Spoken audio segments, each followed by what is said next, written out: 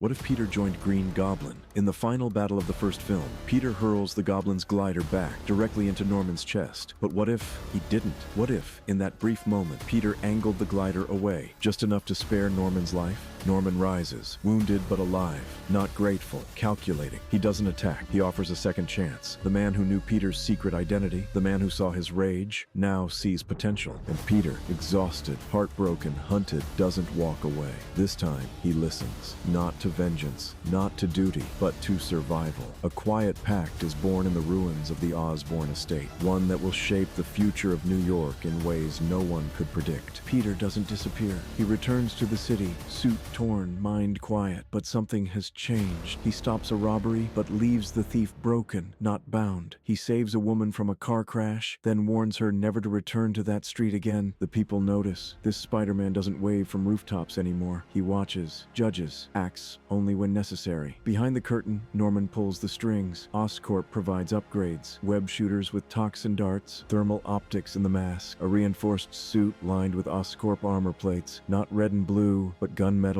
and green. Peter trains in private. He no longer works at the Bugle. He no longer visits Aunt May. MJ reaches out, but there's silence. To the public, Spider-Man is unpredictable. To criminals, he's a shadow. To Norman, he's a weapon. And to Peter, he's not sure anymore where the mask ends and where he begins. Harry watches the news. Spider-Man stopped an armed convoy last night, but the footage shows brutality, not heroism. Criminals left in body casts, a street in flames, and no police in sight. Harry starts connecting dots, Peter's absences, his silence, his sudden detachment after Norman's death. Meanwhile, MJ sees a different change. Peter's eyes are colder. His voice is flat. He doesn't smile anymore, not the way he used to.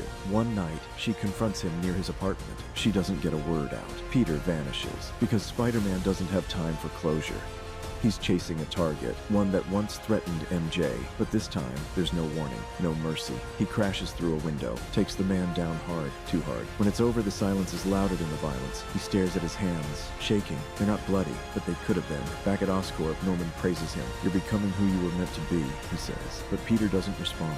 For the first time since their alliance, he wonders if he's still the boy Aunt May raised, or something Norman created from the ruins of his grief. Harry finds the files, hidden deep in Oscorp's servers. Design schematics, training logs, and surveillance of Peter, his best friend, his father's shadow, and Spider-Man. The truth hits like a glider to the chest. Peter didn't just forgive Norman. He joined him. He became him. Harry arms himself. He opens a vault sealed since Norman's fall. Inside, a prototype Goblin suit, smaller, sleeker, built for war, not theatrics. That night, two legacies collide in the skies of Manhattan. Glider versus web. Pumpkin bombs against poison darts. A son defending a memory, a friend corrupted by it. The battle scorches rooftops, shatters windows, cracks concrete. But it's not the violence that breaks Peter. It's the look in Harry's eyes. Disappointment, grief, recognition. "You're not Spider-Man," Harry yells. "You're just another Osborn experiment." Peter hesitates, and in that hesitation, Harry lands the final blow.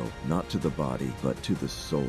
Peter falls. Not from height, from certainty. The streets of New York continue to move. People wake, work, sleep, unaware that their protector is long gone. Some still believe he'll return. Others whisper he never left. But in the corners of alleyways, on rooftops veiled in fog, when criminals look over their shoulders, they don't hope for mercy. They hope the shadow isn't watching, because he doesn't wear red and blue anymore, and he doesn't swing in to save. He waits, he hunts, he remembers. If this alternate timeline gave you chills, hit like, drop your theories in the comments, and subscribe for more twisted takes on your favorite heroes and films. Because in the popcorn verse, your favorite story never ends the way you remember it.